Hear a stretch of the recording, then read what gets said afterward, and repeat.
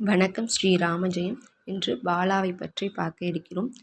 பாலா என்பவள் பாலா திரிபுர சுந்தரி என்ற நாமத்தை உடையவர். அது மட்டுமில்ல, அவளுக்கு வாழை என்ற திருநாமமும் உண்டு. வடநாட்டுகளில் அசோக சுந்தரியாக அவள் போற்றப்படுகிறாள். பாலா திரிபுர சுந்தரி ஒரு நாள் பண்டாசுரனை அவர்களின் புத்தர்களை வதம் செய்கிறாள். பண்டாசுரன் அழிந்து விடுகிறான். பண்டாசுரன் புத்திரர்களும் அழிந்து விடுகிறார்கள். அவர்களின் புத்தர்களை வதம் செய்கிறாள். பண்டாசுரன் அழிந்து விடுகிறான். பண்டாசுரன் புத்திரர்களும் அழிந்து விடுகிறார்கள். பாலா என்பவள் காளி சூரியன் போன்ற சிவந்த நிறத்தை கொண்டவளாம்.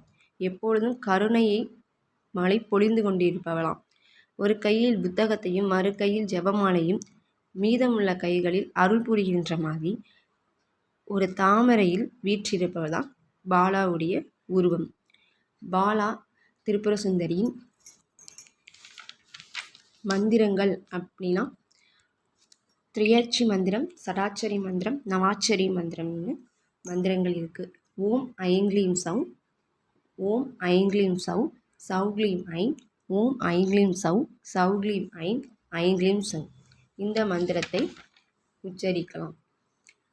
பாலாவோட காயத்ரி மந்திரம்னு பார்த்தா ஓம் பாலரூபாய வித்மகே சத நவ வர்ஷாய தீமகி தன்னோ பாலா பிரசோதயார் அப்படின்னு அவங்களுடைய காயத்ரி மந்திரையும் துதிக்கலாம்.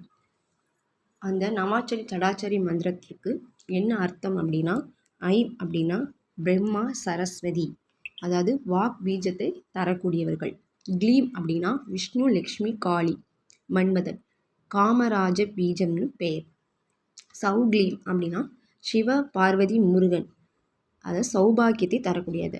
நமக்கு வாக் பீஜத்தையும் காமராஜ பீஜத்தையும் சௌபாக்கியத்தையும் தரவல்லதான் இந்த பாலா. மூன்றையும், அதாவது கல்வி, வீரம், செல்வம் அனைத்தையும் ஒருங்கே பெற்ற இந்த பாலாவை நம் வீட்டில் வழிபட்டு வந்தால் நமக்கு பல நன்மைகள் கிடைக்கும். அது மட்டும் இல்லாமல் குழந்தை பாக்கியம், கல்வி, செல்வம் இதெல்லாம் வேண்டும் என்றால் பாலாவை அனுதினமும் துதித்தால் அவளுடைய அருள் நமக்கு எப்போதும் கிடைக்கும்.